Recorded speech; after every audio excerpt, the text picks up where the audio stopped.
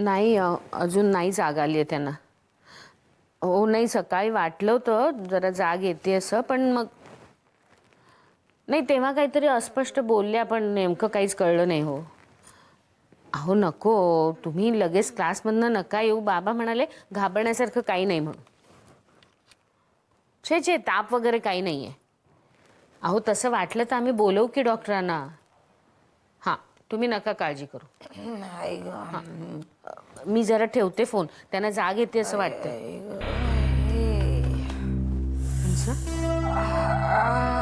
बाबा आई ग देवा. बाबा अगं डोकं जड झाले डोकं. हो डोक्याला धोंडा बांधल्यासारखं वाटतंय ग बाई बाई. बर आई. आता आता हळूहळू बरं वाटेल तुम्हाला. आता तुम्ही शुद्धीवर आलात ना, आता बरं वाटेल तुम्हाला. काय काय हळू हळू हळू. आई आई आई ग देवा. शुद्ध शुद्ध गेली होती माझी. अहो वंस बाप रे. कधी कधी कधी गेली होती शुद्ध. बघा तुम्ही जरा शांत व्हा. तसं घाबरण्यासारखं काही नाही. तुम्हाला फक्त चक्कर आली. चक्कर काय फक्त असते हा? उद्या हार्ट अटॅक आला तरी म्हणशील फक्त हार्ट अटॅक आला होता. आई गो देवा. आता हा कुठला नवा रोग रे बाबा बाबा. आई गो छातीत दडदडल्यासारखं वाटतंय ग बाबा देवा. आई ग. आता आता काय रे बाबा. आता हॉस्पिटल. आता औषध निराळ्या चाचण्या. आई आई आई आई ग. अहो अहो अहो वंस शांत व्हा बरं. असं काही होणार नाही. मी सांगते ना असं काही नाही. असं काय काय काय होणार नाहीये. काय म्हणतेस तू. ही सगळी लक्षणं तीच आहेत आणि तू मला सांगतेस की आई. वसुधा म्हणते ते बरोबर आहे. असं काहीही होणार नाही. ही सगळी लक्षणं रोगाची नसून अनाठायी भीतीची आहेत. कुसुम चक्कर येणं हा कुठलाही रोग नव्हे. बाळभाऊजींच्या आठवणी निघाल्या ना, त्याचाही ताण आला असेल त्यांच्या मनावर. आणि वंस तुम्ही नीट जेवला सुद्धा नाही. हो खाण्यात काहीतरी कमी जास्त झालं असेल. बर मला एक सांग कुसुम, तू रात्री उठून कुठे चालली होतीस? मी कुठे जाणार. मी इथेच होते. रात्री इथेच होते आणि आता सुद्धा इथेच आहे. वंस इथे नव्हतात तुम्ही. तुम्हाला इथे आणलं आम्ही.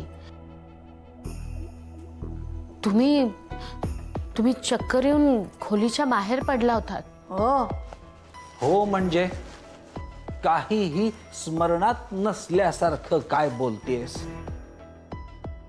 अगं तू रात्री तुझ्या खोलीतून निघालीस, दरवाजापर्यंत आलीस आणि तिथे तुला चक्कर आली.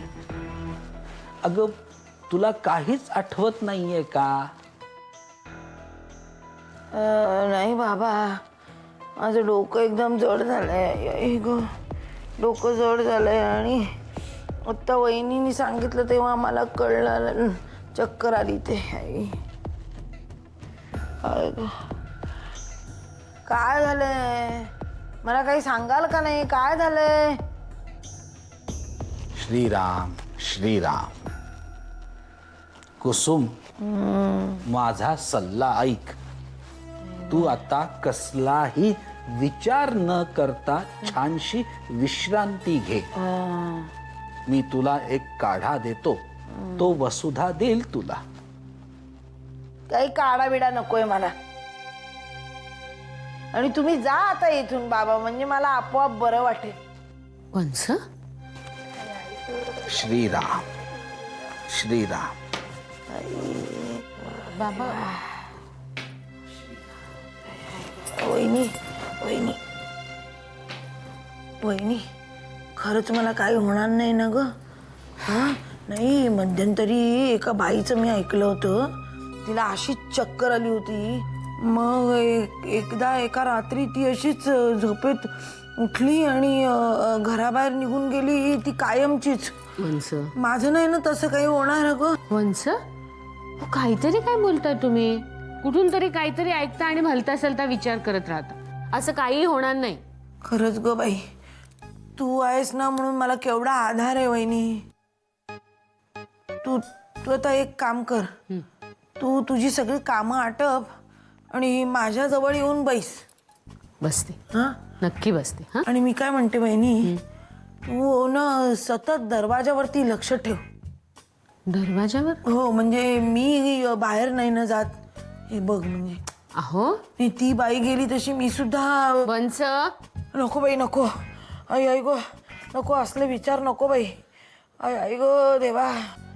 वहिनी ते बाबा म्हणतात ना, ते तो कसला काडा बिडा काय तू मला देऊ नकोस. अहो पण तू असं कर, तू मला ना आलं घालून चहा दे. बर, हं? बर. आणि तरतरी येईल. बर. हा आणि हे बघ सोबत काय देशील, ती खारी बिस्किट दे. देते. आणि मधुला परवा चिवडा दिला होतास ना, तो दे मला. वंस, सगळं मी घेऊन येते, पण तोपर्यंत तुम्ही ते स्वस्थ पडून जा. हो नाही अगं, काय माहितीये का, हल्ली माझं खाणं कमी झालंय ना, म्हणून मला ही चक्कर आली वाटतं. तू सगळी कामं झाली की येऊन बैस माझ्या, मग चहा आण. येते. हे ग. आई ग.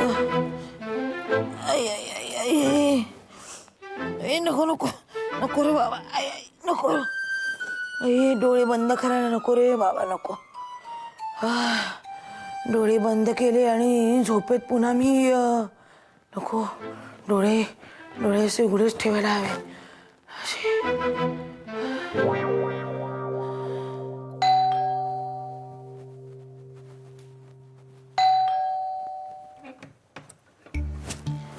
या. बाप रे, आज काय गर्दी होती बसला शुभ्रा. शेवटी रिक्षा करून आलो आम्ही दोघंही. मी पाणी आणते तुमच्यासाठी. आई कुठे आहेत? आहेत ना.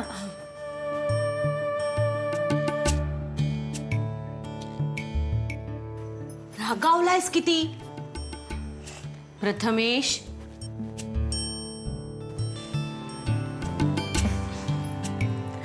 हे घे. अरे काय झालं, आज मूड दिसत नाहीये साहेबांचा. आज जरा मूड गेलाच आहे. बाबांवर रागावलेत महाराज. निघताना बाबा नेहमीसारखे बोलले नाही आहेत. अगं आज यांचं लक्षच नव्हतं. प्रथमेश, अरे प्रथमेश, बाबांवर चिडलायस ना, मग माझ्यावर का राग काढतोयस? अरे प्रथमेश, असू दे, बस. एवढा का चिडलाय तो? खरं तर हा राग कालपासूनच आहे.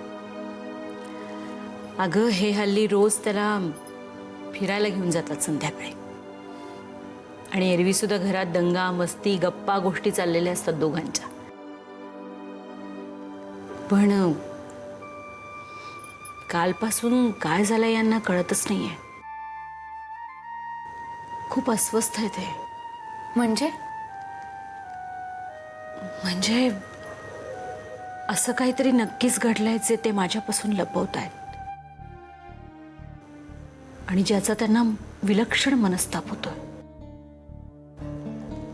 काल रात्री बराच वेळ स्वप्नीलला फोन लावत होते. स्वप्नीलला? आणि फोन लागत नव्हता म्हणून खूप अस्वस्थ झाले होते.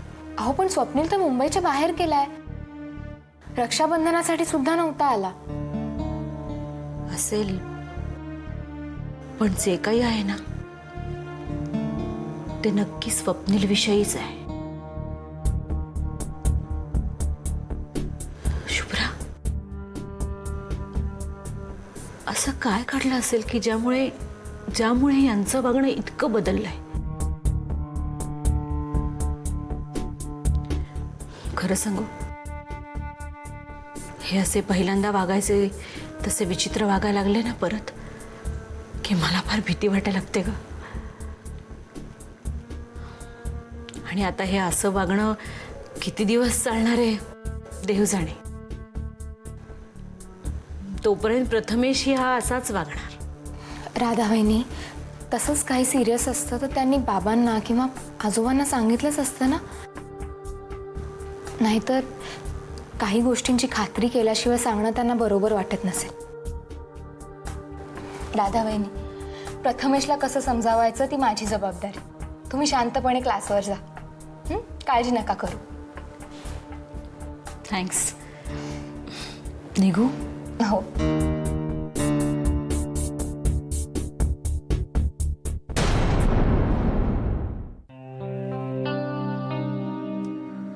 मी घरी पण फोन केला होता. बाबा म्हणाले स्वप्नील घरी आलेलं नाहीये. माझं स्वप्नीलच्या फोनवर बोलणं झालं तेव्हा तो म्हणाला की तो परमेश्वरच्या मागावर आहे. आणि त्याचा असा अंदाज आहे की परमेश्वर विक्रांत आणि अभिमानला भेटायला चाललाय. परमेश्वर तर माझ्या म्हणजे विक्रांत आणि अभिमान. याच दोन गोष्टींचा संदर्भ लावायचा प्रयत्न करतोय मी आधी. आणि त्याचा अंदाज जर खरा असेल तर विक्रांत आणि अभिमान हे तू जिथे आहेस त्याच्या जवळपासच आहेत. पण त्याचं तुझ्याशी फोनवर बोलणं झालं होतं ना, काय म्हणाला तू? पूर्ण बोलणं नाही झालं ना.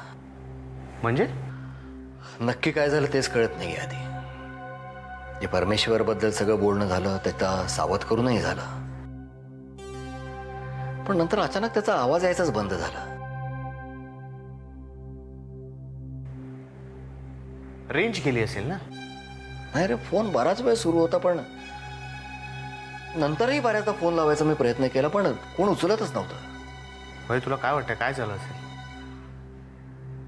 आधी मला असं वाटतं की परमेश्वरने त्याला पकडलं असेल. आणि समजा पकडलं नसेल तर मग तो फोन का उचलत नाहीये.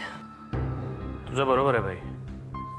जर परमेश्वरने त्याला पकडलं नसतं तर त्याने तुझा फोन रिसीव्ह तरी केला असता.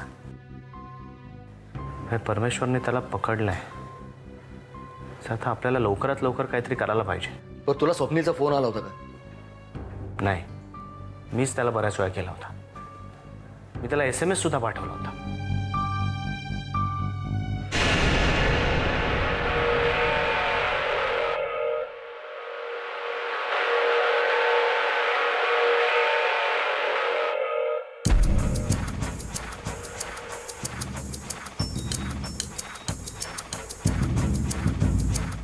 काय स्वप्नील राव, पाठलाग करणं ही एक कला आहे आणि ती सगळ्यांनाच जमते असं नाही. याआधी कधी कुणाचा पाठलाग केला होता का? निदान पकडापकडीच्या खेळात तरी.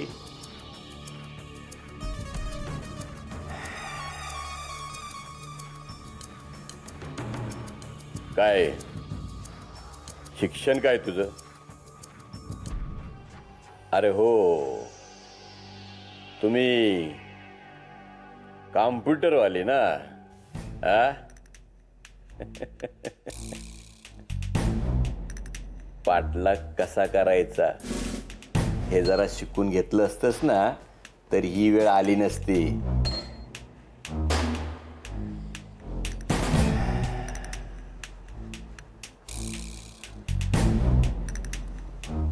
काय रे,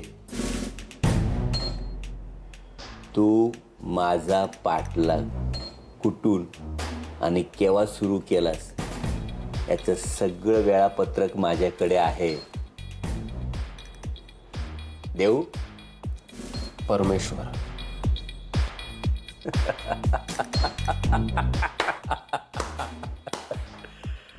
अरे वा, आता ओळख करून द्यायचे माझे कष्ट वाचवलेच म्हणायचे. चला आता आपण मुद्द्याचं बोलूया. आता मला सांग, आदिनाथ शास्त्री कुठे आहे?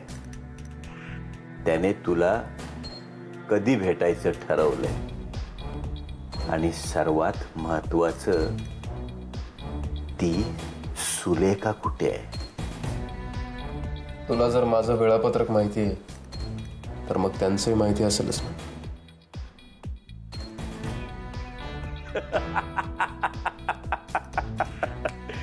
बरोबर बोललास, अगदी बरोबर.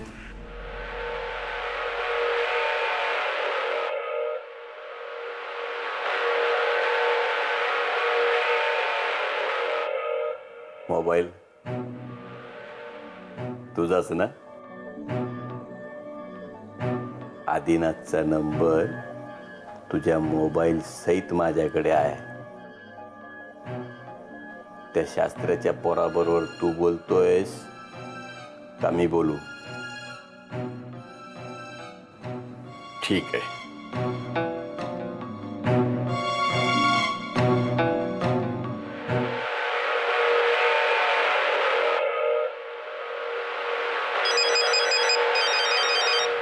स्वप्नीलचा फोन. हॅलो. हॅलो,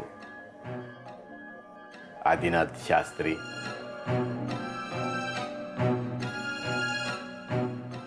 ओळखलंस? तुझी गेलेली स्मृती परत आली नसेल तर मी काय सांगतो ते ऐक, म्हणजे ती परत येईल. तुझा जिवलग मित्र स्वप्नील माझ्या ताब्यात आहे. त्याच्याच ताब्यात आहे. तुला तुझा मित्र जर हवा असेल तर मला सुलेखाचा पत्ता दे आणि त्याला घेऊन जा. हे बघ,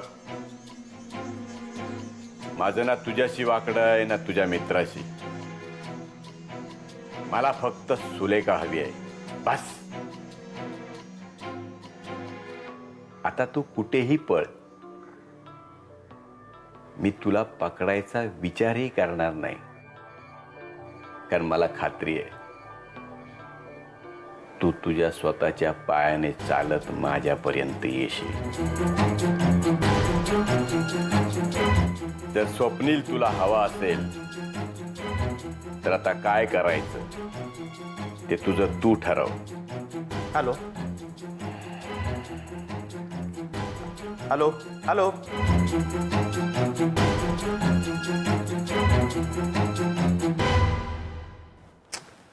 ठेवला फोन. काय झालं? सुलेखाच्या बदल्यात स्वप्नील असा सौदा केलाय त्याने. सुलेखाचा? अरे पण सुलेखाचा पत्ता तू कुठून देणार? बघ, या विषयावर आपण नंतर चर्चा करू. सगळ्यात आधी आपल्याला स्वप्नीलला कसं सोडवायचं याचा विचार करायला हवा. चल, मला माहिती आहे त्याला कुठे ठेवलं असेल. तुला काय वाटतं परमेश्वरनं त्याला पुन्हा त्याच ठिकाणी ठेवलं असेल? एवढा मूर्ख आहे का तो आधी? नाही बघ, आत्ता जर आपण तिकडे गेलो ना तर आपणही अडकू. आपल्याला प्रत्येक पाऊल शांतपणे उचलायला हवं.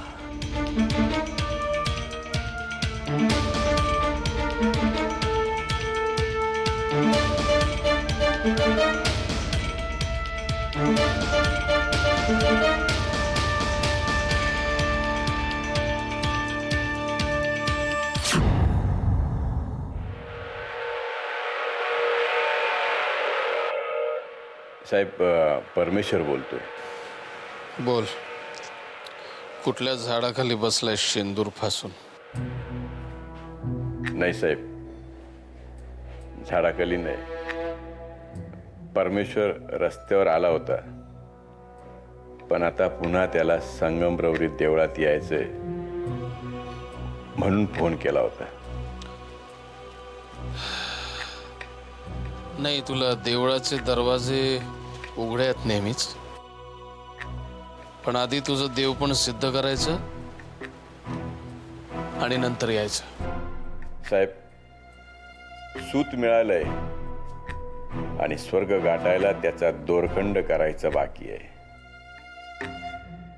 आदिनाथ शास्त्रीचा मित्र स्वप्नील आता माझ्या ताब्यात आहे आणि तो अशा अवस्थेत आहे की तो काहीच करू शकत नाही. परमेश्वर, नीट खात्री करून उचललायस की मागच्या वेळच्या सारखा? साहेब, आत्ताच मी आदिनाथ शास्त्रीशी बोललो आणि नंतरच तुम्हाला फोन केलाय. कुठे आहे तो आता? काही बोलला? तेवढंच बाकी आहे, पण गेल्या वेळी झालेल्या चुका यावेळी होणार नाहीत याची दक्षता घेतली आहे मी साहेब.